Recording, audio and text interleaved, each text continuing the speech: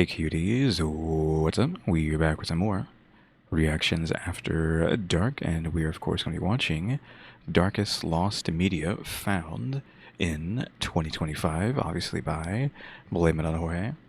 I don't know if there's going to be just a compilation of all the darkest stuff that was found this year. Like, he's already reported on this stuff, but it's just, the end of the year amalgamation of all that stuff. But of course, I haven't watched any of those videos. I haven't watched Blame It on Jorge in a long time, possibly a year plus, so I wouldn't know anything that's going to end up showing up in this unless it has something to do with one of the videos that we watched from him before, from the last week.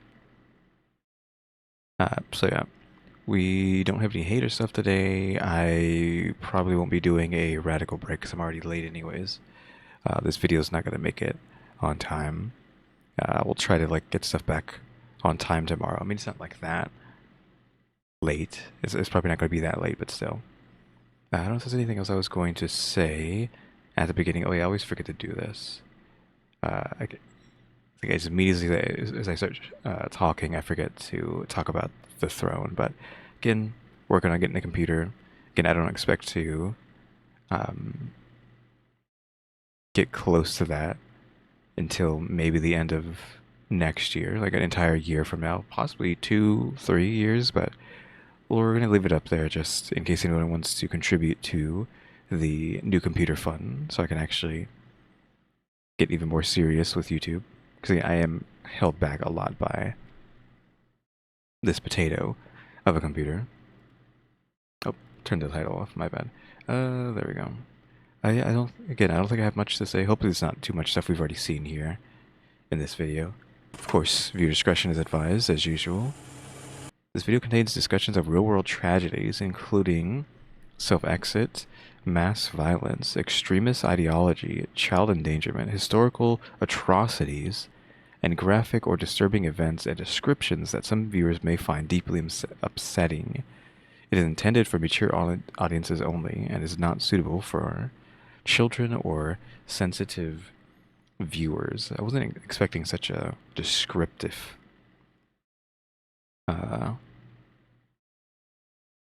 set of words for what we're going to see, like historical atrocities, extremist ideology. Like, what is in this video? Like, Jesus Christ, what are you talking about, Jorge? Oh yeah, this video just came out 3 hours ago, by the way. This is a 3-hour fresh video. Este comercial no vende nada. This commercial doesn't sell you anything, nor does it offer you anything, nor does it teach you anything, nor does it ask you to buy absolutely anything. In fact, it's not even a commercial, but you're going to remember it forever. Channel 5 with no compromises. Sure. Canal 5 was just your average Mexican television network. The TV channel focused mainly on children's programming and films, including dubbed versions of shows like Dragon Ball Z, Ed and Eddie, a Mexican version of the Disney Club, and so on. Really, there was nothing strange about the network. It was family-friendly, entertaining, and full of... Full of ads. Oh, you just got that Christmas HEB ad. Here, I would play this, but then I'm like, wait a minute, I might get hit if I let this play, just because it's so silly. It's like just them making food for Christmas, and you got this country song playing in the background about Texas. This is the ads that I get sometimes because I in fact live in Texas, so this is an ad for a local grocery store. Alright, we're back.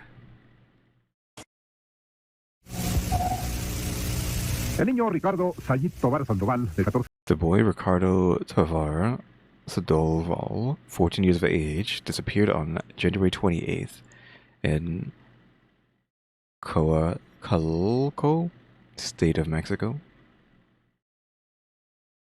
12 años de edad, desapareció el 28 de enero en Coacalco, Estado de México. Seña particular, una cicatriz en la cara.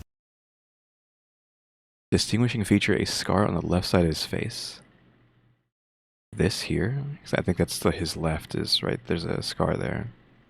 Al lado izquierdo de la cara. José Antonio Vélez Hernández de 15. Looks like is his left or like their left?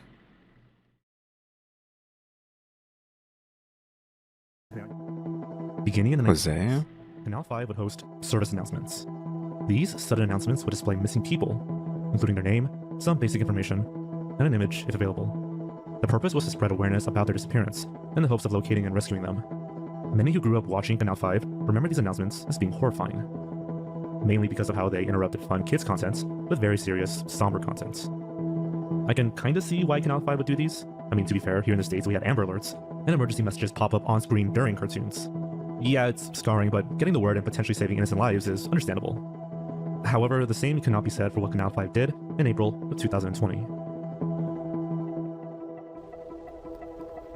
I've seen this. Okay, I've seen this ad before, but isn't this like old news? At this point, that ad? This freak ad?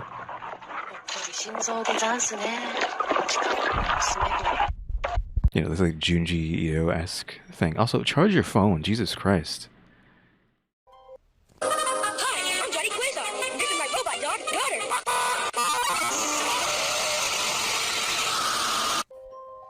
Yeah, that was pretty brutal. But that's on their, whatchamacallit. And it was like Temu, Jimmy Neutron. And it looks like that was a death claw that they were using as like the screamer there. I want to see that again. I mean, you probably can't tell, but it's probably just his face. It just looks like it. Yeah, here, because it looks like this is horns. So you argue, oh, it's the devil, which I feel like that's even worse to do to like Mexican people, because they take their religion very seriously, right? Like, and this would be even spookier to them, I feel like, to just see some sort of like demonic image on TV. They would never watch TV again. They would go to church immediately. But yeah, if it's not just a mutated version of the dog's face, it looks like a death claw from Fallout. Because you have this shape of a head, plus these could be horns, the blacks on the sides. Yeah, but this is some like messed up analog horror nonsense. You could argue the Junji Ito-esque ad before was pretty analog, but I guess not really, right? Because it's Junji Ito inspired, I would argue, and this is very analog horror. I'd feel like inspired. For some reason, Canal 5's official Twitter page began posting really strange and off-putting videos. It didn't help that these videos were posted dead at night and deleted some hours later. Imagine if Nickelodeon started posting videos like this on their Twitter page. Oh, so the Twitter page, I mean, they probably definitely did something like this before, right? But I think that's more of like Cartoon Network's kind of thing. You might see this something on like Adult Swim, right? It was really bizarre.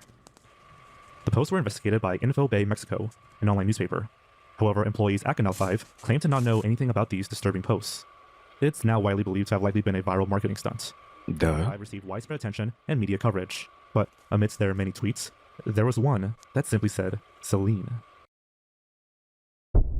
Oh, is this one that had the image of the girl who had gone missing a long time ago, never been found, but was like said that she doesn't even exist, or was it actually just like a sketch? I forget. I think she did exist, right? They just could never find her. Because why would he bring up the missing person thing if it's not like tangentially related to that? People began looking into their service announcements and found this. Yeah, this. Celine Delgado Lopez is a missing person who was featured on Canal 5 20 years prior to their strange tweets. She was described as an 18-year-old woman who disappeared sometime in the 1990s. What makes her case stand out is how little we know about her. There is no evidence that Celine Delgado Lopez actually existed, and there is no publicly verifiable documentation that has been found. Even stranger is how off her photo was. There was no color, it was overexposed, and at a weird angle. In stark contrast to the photos used by other missing persons featured in the same broadcast, Celine's photo is quite unnerving. To be fair, there were other missing persons with photos just as obscure, but none received the same. How are you supposed to find this person? You see the blacks of his eyes, their eyes, and that's it. Hello? Level of attention as Celine. Some began wondering if Celine was even a real person. But if that's the case, where did this image even come from? The mystery has become a popular urban legend in Mexico, and many have begun investigating the case. I'm not sure if there's like a search team or something like that, like a lost media search, because I'd definitely love to join one. But in 2025, more and more service announcements were recovered from personal recordings and online uploads. Each upload not only documents another missing person, but could shed light on the mystery of Celine Delgado Lopez. Thought we were going to see This concludes another day of outstanding television programming on WMAQ-TV, Channel Herb you 5, found. NBC in Chicago. We now leave the air and wish you a pleasant good morning. On January 14th, 1989, the Chicago channel WMAQ was doing its usual sign-off for the night. Just as the station was finishing its closing routine, the screen abruptly cut to a missing person slide. Oh, I've seen this one as well. Is this the one, the creepy one I was thinking of?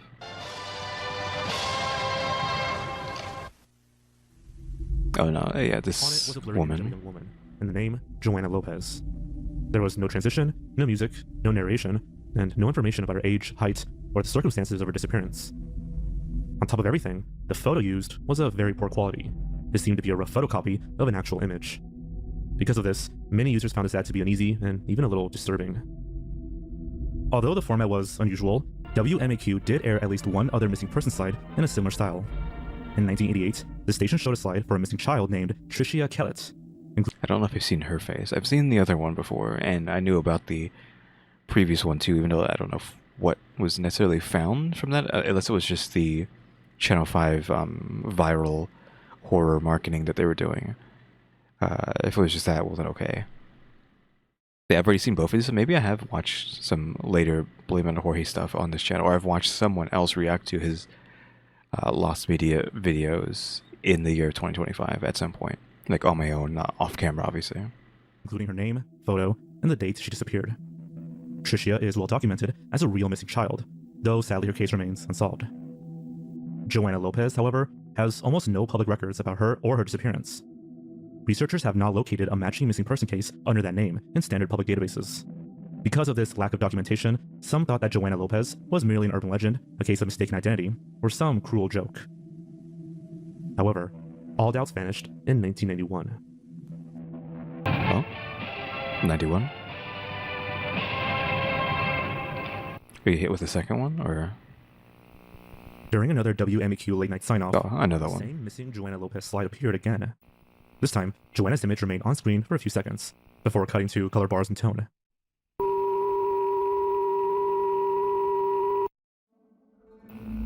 The slide was basically the same, but the image looked slightly sharper, but not by a lot, and no new information about Joanna was given.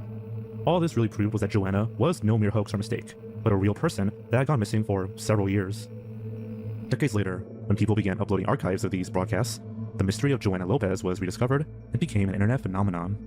Viewers were struck by the complete lack of information besides her name and face, and began to investigate. The number on the slide was real, but has since been disconnected. Later research revealed that the number used to belong to the Youth Division of the Chicago Police Department, which worked on juvenile and runaway cases. That implies that she was a child, a minor. Now, apparently, there was a woman with a similar name that was discovered, and when contacted, she revealed that she was a runaway at the age of 18. Her age and location also matched up, but for whatever reason, all communication abruptly ceased. Follow-up calls and texts have gone unresponded. It's unclear if this genuinely was Joanna Lopez, but pushing for more information could be seen as borderline harassment, so this lead has gone cold. That said, progress is still being made. There are communities online, such as a Discord and a subreddit, trying to uncover more information about Joanna Lopez and solve this bizarre mystery. In February of this year, a brand new, never-before-seen broadcast was discovered and uploaded to YouTube. Now, this Oh? Do I know this one? time from 1990. For the year before? When asked, Isn't- the uploader specified that he bought tapes from a collector from the Chicago area and was unaware of the Joanna Lopez mystery. Sadly, the clip doesn't seem to reveal anything or Okay, so it's just another Joanna Lopez playing. So there's like 3 of these they played, possibly? progress the investigation in any way. But it was still a worthwhile discovery.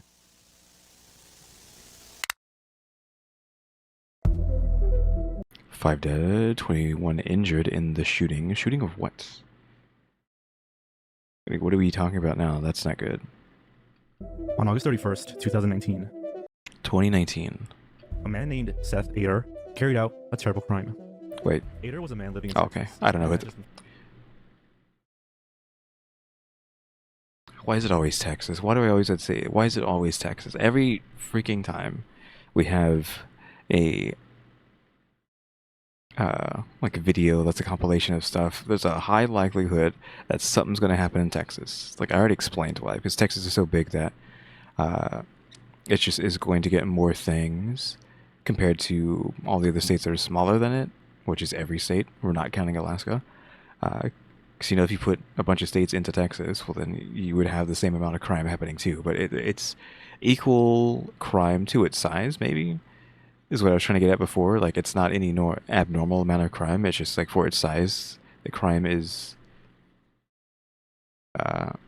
fine. I mean, no crime is fine, but it's just you're more likely to get a hit in one of these videos because of the place being so big and such an opportunity for something bad to happen because of that.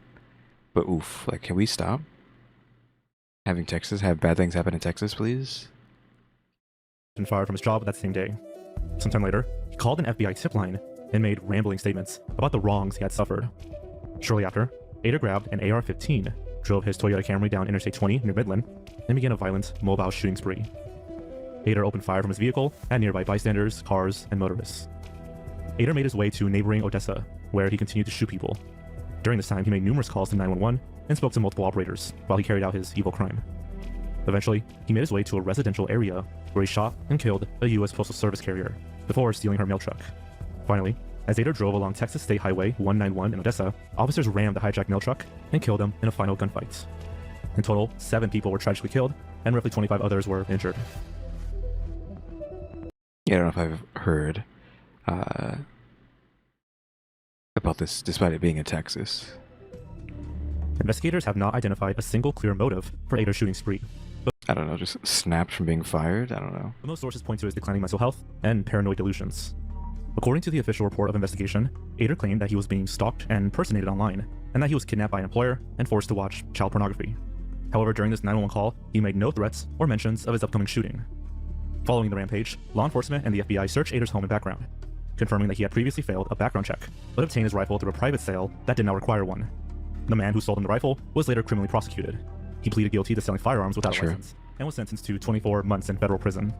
2 years? Why do you have to, like, specify 24 months? Oh, in federal prison as well. Why did it say 2 years? In any case, Seth Ader's 911 call was not typically considered lost media. Sure, the calls hadn't been made public, but they weren't really sought after. In February of this year, Reddit user Brave Award 8666 found and uploaded a recording of the call through, I'm assuming, a Freedom of Information Act request. There isn't a whole lot of information about how he acquired this online, and even Brave Award's Reddit account was later removed. Yeah, of course, getting banned for posting something like that. I don't want to have to hear... Question mark, are we about to play that, or are we just skipping to the next thing? February 13th, 2017. 2 Indiana teens, Okay, so we're just skipping to the next thing. Abigail Williams and Liberty German, were hiking near the Monon High Bridge in Delphi, a small town about 60 miles northwest of Indianapolis. The girls were dropped off near the Monon High Bridge trail that afternoon, and were expected to be picked up later in that evening. Unfortunately, that never happened. Libby's father arrived at the trail a little after 3 p.m., expecting to pick them up, but the girls were not there, and did not answer phone calls, which immediately concerned the family. Relatives and friends began searching the trails and nearby areas themselves through the afternoon and early evening, repeatedly calling and texting the girls without success. When the family failed to locate them, and darkness began approaching, the family contacted authorities and reported the girls missing at 5:30 p.m. Police and community volunteers organized a search of the area that continued into the night, but the worst was yet to be discovered. Oof. What is this over here on the tree?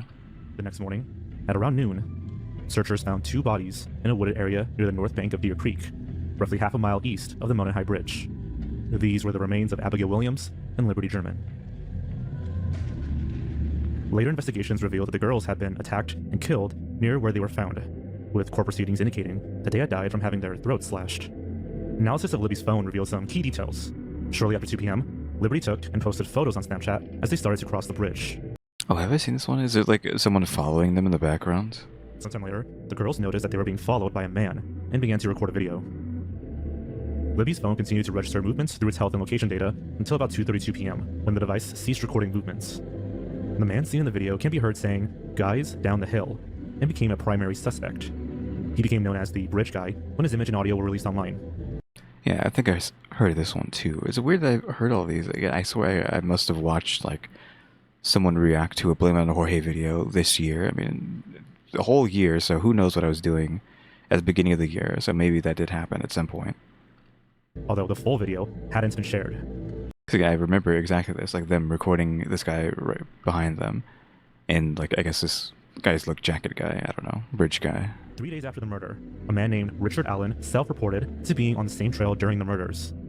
However, the report was misfiled because his name was incorrectly recorded, so Allen was left out of investigations for several years. In 2022, a volunteer working with the case noticed the old tip and realized the name mix-up, which caused detectives to refocus on Allen. Investigators linked an unspent .40 caliber bullets found near the bodies to Allen's P226 handgun. Coupled with his own statements and the fact that he matched witness descriptions cemented the prosecution's case.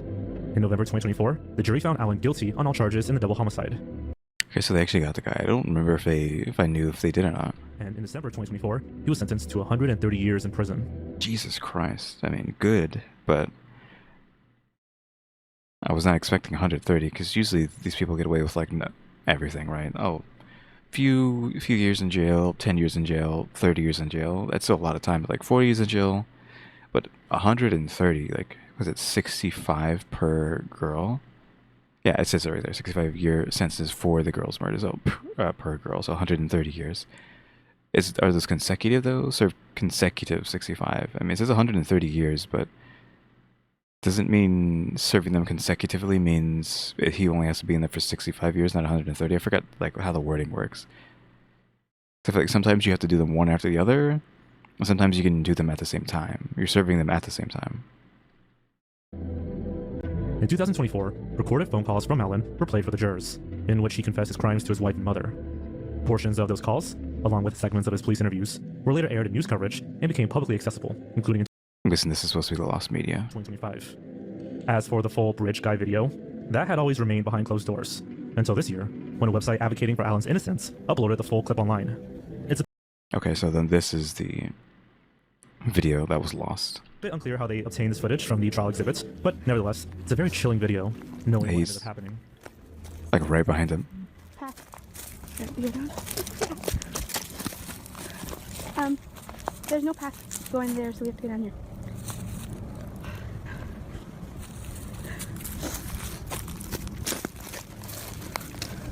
Hi.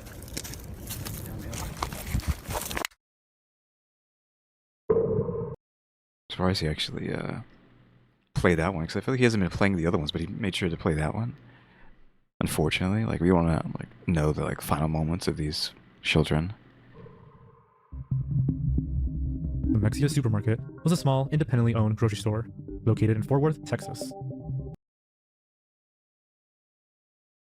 Again, like, can we stop with Texas? Like, the problem is, like, the easiest way to talk about what I mean is if you put United States on a dartboard, minus Alaska, because again, Alaska's not real, take a handful of darts and throw them at America, you're probably going to hit Texas, is what I'm saying, when we come to compilation videos like this. Like, but 2 in 1 video? Like, come on. Unfortunately, the owners declared bankruptcy because the store was unprofitable and had accumulated over $1 million in debt. By 1999, after just a year or so of operation, the store was abandoned. Literally. The owners just deserted the grocery store with everything left inside to rot and decay in the sweltering Texas summer heat. Oof. Instead of cleaning the inventory, they locked the doors with meat, fish, produce, dairy, frozen foods, and other perishables still inside. After the electricity was cut, refrigeration ended, and the food began to rot, drawing flies, maggots, and vermin. The entire building basically turned into a sealed ecosystem full of decomposing food. Did nobody break in there before this, though, and steal the food? By the end of the summer, nauseating fumes would surround the store from all the waste being produced. From the outside, people complained of an overpowering smell that was so foul, people reportedly experienced headaches just by walking by it. Back in August, store owners locked the doors and left everything behind. You've got a fully stocked grocery store. You've got a complete produce section. You've got a complete meat section. It's been sitting there unrefrigerated for 60 to 90 days. Today, a pest control company started its assault on the building that's now infested with rodents and thousands of flies. Their assault on the building. Some neighbors say the smell has made them sick. Environmental Services confirms the odor can cause nausea and vomiting, but won't cause long-term health problems. Sure. Authorities eventually declared the site a health hazard, and a specialty firm was hired to clean the area. Workers had to wear hazmat suits to carefully remove and decontaminate everything inside the store. Well, are the people who own the space going to get in trouble then, since they've created a biohazard, right? Costing around $100,000. The event received a fair amount of local media coverage, documenting the surroundings of the store, as well as some footage of the inside. However, the story remained largely unknown outside of Fort Worth, until a documentary on the History Channel called Life After People aired an episode. Really? It was Life After People, which is a very old show, had something to do with this market, or it like referenced this market. What would happen? Episode called The Last Supper. The episode talks about what would happen to food supply if humanity suddenly vanished. It mentioned Mexia as a case study, bringing renewed interest in the story. In 1999, in Fort Worth, Texas, a grocery shop went bankrupt. The owners decided to abandon the shop, leaving everything inside. Within weeks, neighbors began to notice a horrible stench. Years later, Lost Media Wiki user Benjamin McHale became interested in the case and began tracking down the original tapes used in the Life After People episode. His search led him to Anthony Williams, department supervisor of Fort Worth's environmental management. Williams confirmed that an employee named Jimmy McClurg had filmed the cleanup of Mexia, but they were unable to locate his recordings, suggesting that they were lost amid department changes. Since then, there's been an ongoing effort to recover as much lost media from Mexia as possible, and there's even a search team on Discord. It's weird that they were able to get some of the footage for the show, but they had lost it after that, I guess. Considering making a whole documentary about it if you guys would like to see that. Anyways, as for the discoveries made in 2025, there are a ton. A TikTok user named Juice shared a video that was shot by his parents as they drove past Mexia in November of 1999. That same month, a Discord user known as Ash successfully requested footage of Mexia from the University of North Texas. Why does it look so clean? I guess because it's a small image. If you actually blew it up, it'd be really blurry. On July 15th, Discord user Biscuit Numbers located additional Mexia footage from station KTVT in the CONUS archive. In July, YouTuber Kong MMG released a video that showcased new photographs of the store from the day the hazmat workers first arrived. These images were obtained by directly emailing Fort Worth's environmental department. There is one last find to talk about. In September of this year, searchers noticed a university archive had quietly posted a full set of Mexia supermarket photos. However, most of these were already uncovered and shared last year by Lost Media Wiki user Nicolette Astor, all except for one. This photo shows a Garner environmental employee on the left and Jimmy McClurg on the right, a Fort Worth environmental staffer who documented the cleanup. McClurg can be seen holding a small camcorder, which roughly resembles the one he used to film footage for the Life After People episode. So what happened to the footage, and why wasn't Williams able to locate it? It's theorized that the footage was likely damaged from something called sticky shed syndrome, a real form of decay aggravated by humidity, water damage, and poor storage. This would coincide with the heavy humidity from the inside of Mexia, as well as the clips used in the Life After People episode already showing wear. There's an ongoing search occurring and probably a lot more to be discovered, so until then, we'll have to wait and see what else gets found. Okay, at least this second thing that happened in Texas wasn't, like murder or anything bad like that. It was just like, oh yeah, some people left this building to rot. Oh well. I mean, I'm assuming no one got hurt, even though it was like a biohazard. People were feeling sick, but at least no one got, killed because of it. So that was no big deal. That's fine. I mean, interesting story. It's just, at least thank God, like not another Texas story where people are doing some crazy stuff. September 11th, 2001 is a date that needs little introduction. That morning, the world watched in horror as a series of coordinated terrorist attacks forever changed the course of history. Yet, because this is what they meant in the beginning by historical atrocities. Despite extensive news coverage and personal recordings, there's still a vast amount of photos and videos related to 9/11 that remain lost to time. This has... Is anyone here old enough to know where they were when this happened, or even care? I guess most people might not even be in America who watched this channel, so they wouldn't even like have cared when this happened. I don't know how much outside of America got news coverage immediately, because literally when this happened, I was in school, and then like, everyone has a story of they were in school and then the schools literally stopped, grabbed like an old CRT TV, and then turned on the news for us to watch like what was happening. Question mark. Like if something like that happens, the day this happens, like what grade was it? I don't know if it was first grade or third or farther. It might have been third grade. I don't know, because I don't think I was like that young. Like, a lot of those memories are obviously fading since I'm like 8,000 years old, but it might have been third grade. I don't know, but yeah, literally pulled in the TV to watch what was happening live on the news. Has led to the creation of the 9/11 Media Preservation Group, a team of people. It's weird how fast that news spread in that moment, seeing as that the internet wasn't really that crazy back then. It was still Wild West. There's no cell phones. no nothing, and then just like everybody, as soon as it happened, everybody in America knew what was going on. Like people, like literally, schools stood still and grabbed a TV to watch. Like, how did they even know to begin with, right? That remain lost to time. This has led to the creation of the 9/11 Media Preservation Group, a team of people dedicated to finding and preserving as much from the event as possible, and I've talked about them a few times on my channel.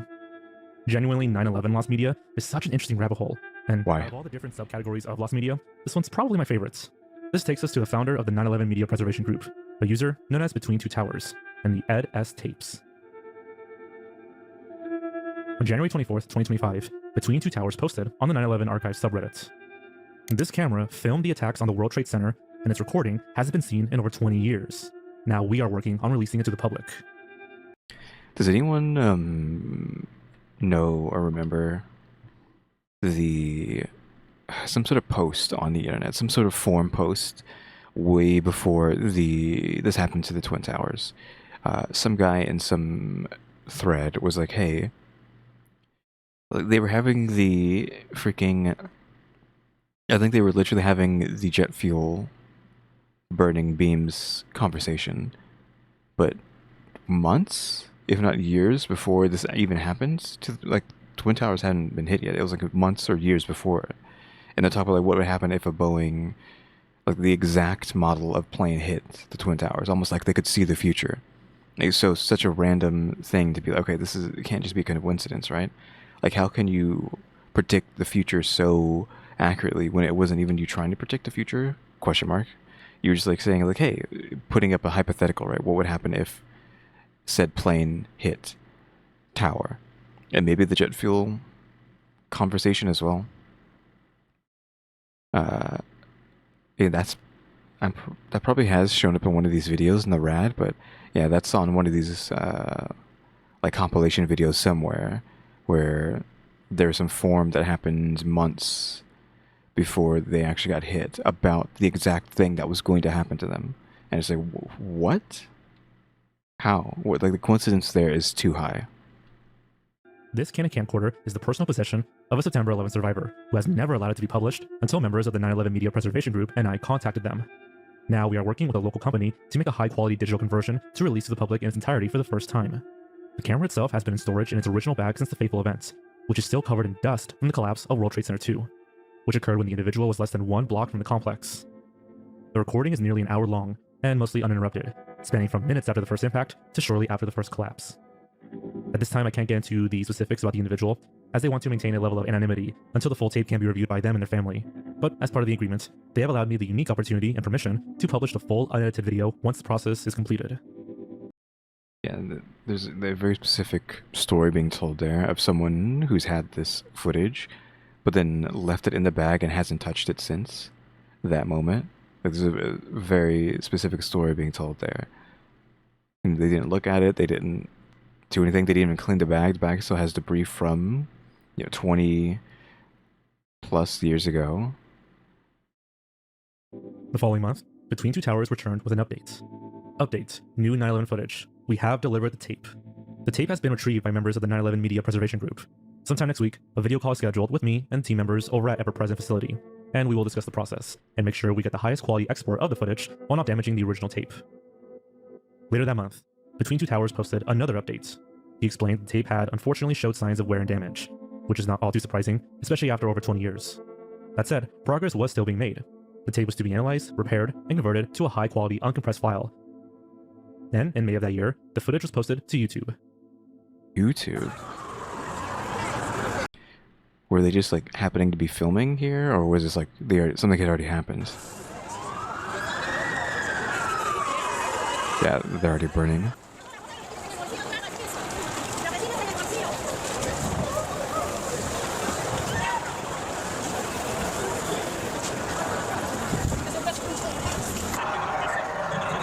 I'm alive, but I'm leaving because this is too close for comfort and I got it all on video. I mean, I said we didn't have cell phones, but I guess we clearly do have some sort of cell phoneage back there, but I assume not everyone would have one. But again, like, immediately everyone just knew something was going on. Like, this guy got a phone call, I'm assuming a phone call, to tell people like, hey, I'm alive. Yeah, you're No, man. No. I'm not okay. I was on the roof and all of a sudden The footage is just under an hour long and offers a street-level view of the disaster. For obvious reasons, I can't play the full clip here, but it is harrowing. It makes you feel It's also too long to be played here. like you were actually there. The owner of the tape, a man named Ed, later commented, "I could still smell and taste it. The panic in my chest is with me to this day. Nobody, especially those who make comments on how this event that changed the world forever, could ever fathom the pain we all felt. Witnessing this, something I could never forget."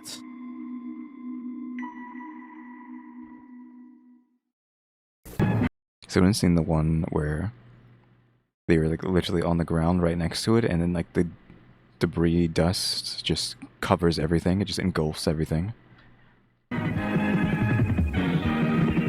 Like they might run into a shop. I don't remember if that was real or fake, but I'm pretty sure that was like actual footage. In 1993, the news program Aquí Agora sent a news crew to cover the attempt of 16-year-old Danielle Alves Lopez. Attempt. Wait. Is this the one where the girl climbed up to like a high roof and then jumped off and nobody saved her? Lopez was a... I think so. The image is reversed. I think it was flipped the other way. Or was it flipped this way? I don't know. I feel like I remember it being facing the other way. But yeah, I think we may have seen this one, maybe in like a Void video. Brazilian teenager who worked as a receptionist in downtown Sao Paulo. Sources say she became depressed after a recent romantic breakup. On July 5th, she climbed onto the 7th floor ledge of the office building where she worked, drawing the attention of the police and eventually TV reporters. While on the ledge, Danielle was filmed by the TV news program Aquí Agora, and the footage of her jump was broadcast nationally. Yeah, they were just like doing this live. Apparently this station was known for doing evil stuff like this, just anything for the hits, right? Back then. Because of the shocking nature of the event, her case became widely known and highly controversial. Aquí Agora was a sensationalist Brazilian news program, infamous for its graphic, crime-focused coverage and for turning real-life tragedies into spectacle. The reports, a journalistic coverage of the death of Daniel Alves Lopez by the program Aquí Agora and the role of journalism in the dissemination of examines this broadcast. The authors argue that Aquí Agora violated nearly every major recommendation. It showed the method and moment of death, simplified the motive, failed to mention mental health resources, and ignored the broader social and clinical context of suicide. Instead of helping viewers to understand the complexity of such acts or offer pathways to help, the piece treated Danielle's final moments as sensationalist content. Was this actually a Nick Crowley video? Well, who like first, well not first, but we talked about this on? Because this guy's face is incredibly familiar to the point that I think he is on a thumbnail for the video that this was talked about in, and thus I think it was like a Crowley video, or maybe a Lazy Masquerade video. One of those two did a video on him, but I feel like it was more so Crowley who talked about this event of this channel just recording horrible things happening and just showing you the entire thing. I think like literally they showed her like jumping off and all that, and then even showing her body on the ground. Like they went into detail saying that she was still alive on the ground in the video before she like fully passed. Like she was still somewhat alive. I don't know if they were able to get her to the hospital and then she was pronounced there, or if they just left her there and didn't help fast enough and that's why she passed. Like if they would have like actually helped her on the ground, maybe she would have lived or something. Of such acts or offer pathways to help, the piece treated Danielle's final moments as sensationalist content, meant to keep the audience glued to the screen. Danielle's family later sued for the way her death and her image were used, reaching a settlement of about 1 million reals in 1994 for moral damages. Again, as usual, money doesn't bring someone back. In the years that followed, the full broadcast effectively disappeared from public circulation, and though I say that, maybe one day, hopefully it will. Maybe we can just be like, oh yeah, a loved one has died, pay us X amount of money, and we can bring him back to life via technology or, I don't know, supernatural stuff, who knows. One day that might be possible. You never know what life's going to be like in 1,000 years, 10,000 years. Might be able to just like, as soon as you're born, just have your soul like uploaded somewhere, and then like if your body ever perishes, you could just be put into a new one or something. I don't know. You understand what I'm saying? Like maybe one day money will actually buy a loved one back to life, like, and them, not like a fake or a copy. but like actually them, because of course you could easily say any of that stuff. Like you could do that now with our tech. I know that sounds crazy, but I think we have humanoid robots that we're trying to make humanoid robots. You could, if I was going to do that with our tech right now that I know that we have, you would have AI train itself personality-wise on all like videos and suggestions and stuff of the person who is gone. You'd have it do that to pretend to be them, put that AI in one of these humanoid bodies, and be like, hey, look, here's so-and-so back. I mean, they're inside this robot, but look, it's them. You know, when it's just an AI trying to pretend to be that person. Like, that's as close as we can get now. Again, with the technology that I know we have, because there could be tech that I don't know we have. Because who knows what the elitist or Illuminati or whatever are hiding. I'm not 100% serious there. Like, don't take what I'm saying there completely seriously, right? But, you know, you never know what the government or whatever is hiding with what they can do. But yeah, that's what we do now. So if that's what we could do now, then what could happen in the future? I mean, in the future, it would just be, okay, let's take a complete copy of your brain, save it onto a disk, and if you die, we can put it into a even better robot and have it mimic you. It's still the same thing. Like, you're basically just being cloned, right? But you can be cloned indefinitely because now your brain's been turned into data. And that data can be reused over and over again.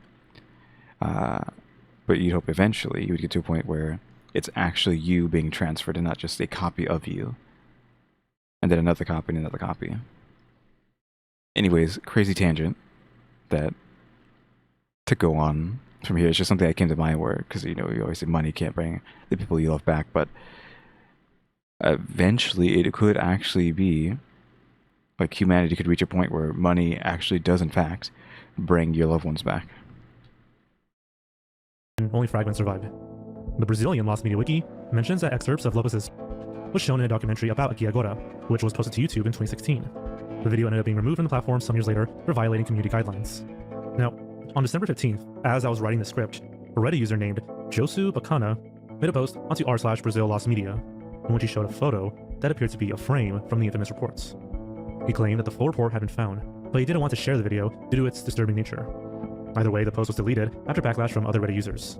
A few hours later, he decided to make another post, this time containing the full 9-minute coverage of the event. This post was also deleted by the subreddit's moderators, though the footage was saved and can be found online. For obvious reasons, I'm not going to play the clip here. It is highly unsettling, and I wish Danielle could receive the help she needed, rather than have her troubles turn into sensationalism by the news.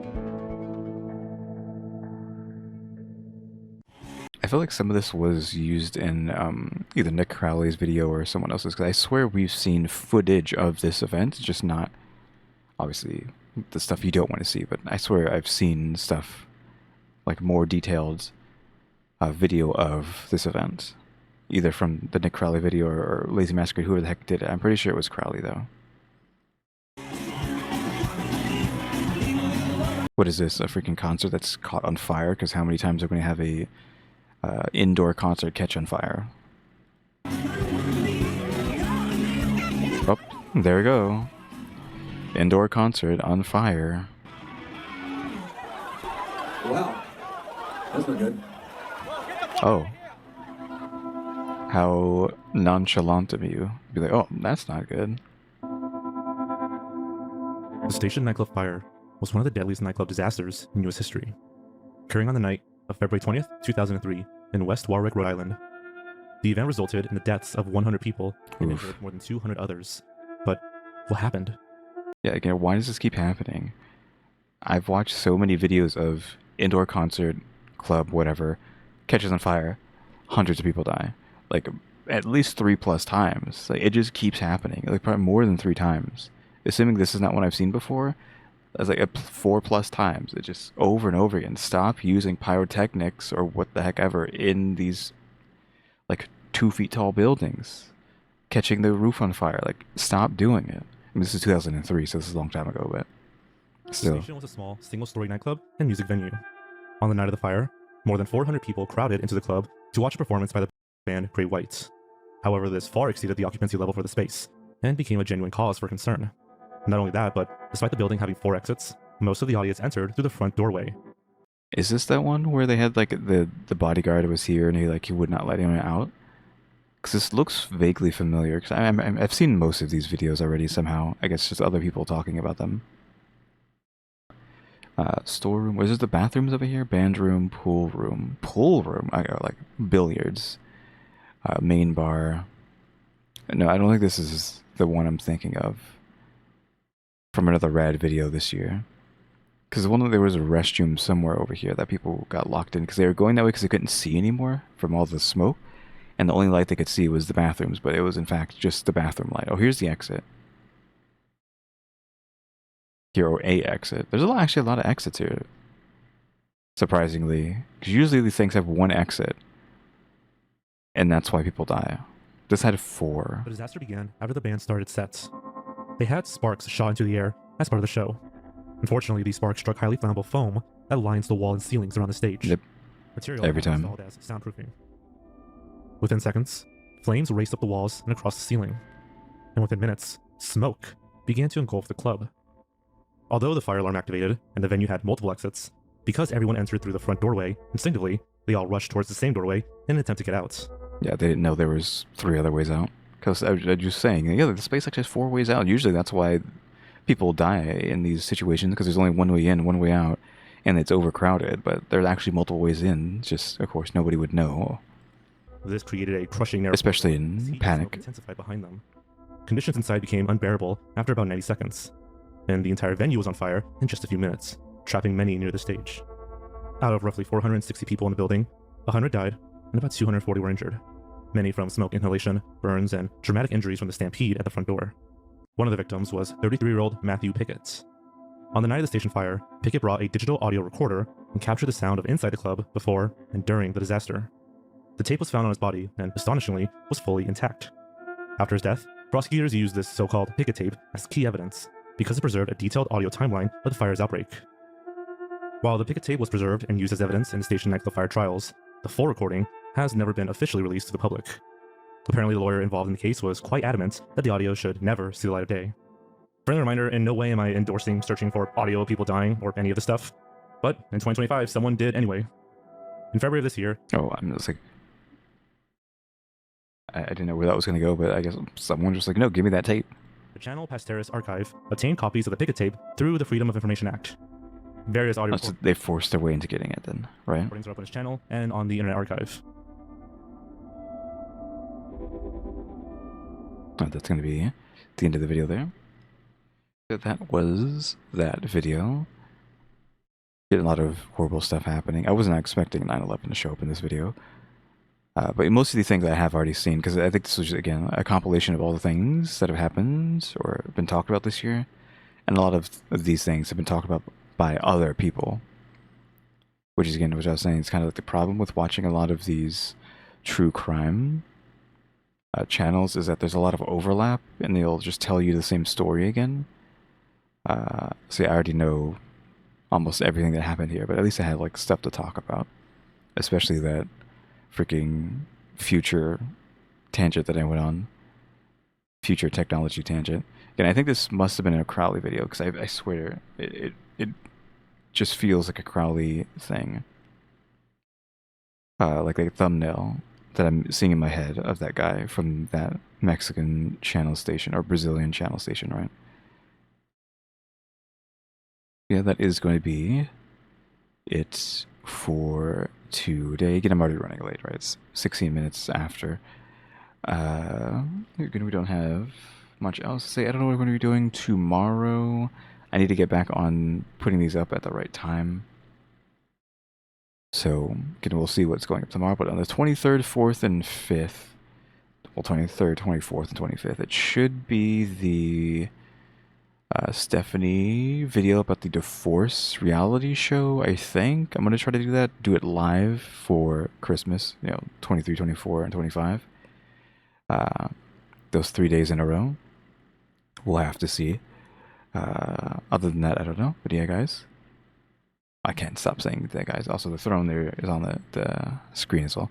But yeah, Kyuuties, thanks for watching. Remember to buy my stickers, I think about becoming a member, subscribing, and subscribe, working on watch time and subscribers. And don't forget we have a throne now as well. And shout out to the members, EmmyStarr, RaleyDrew, and alexgkiller 880. And like I said at the beginning, I'm going to try to get a new computer, actively try to get a new computer. I haven't really been trying to get one in these last few years, but I will try to get this one. So yeah, any contribution to that will be appreciated. But yeah, cuties, thanks for watching. Tune to the next episode. Like, subscribe, comment. You know what to do. See ya.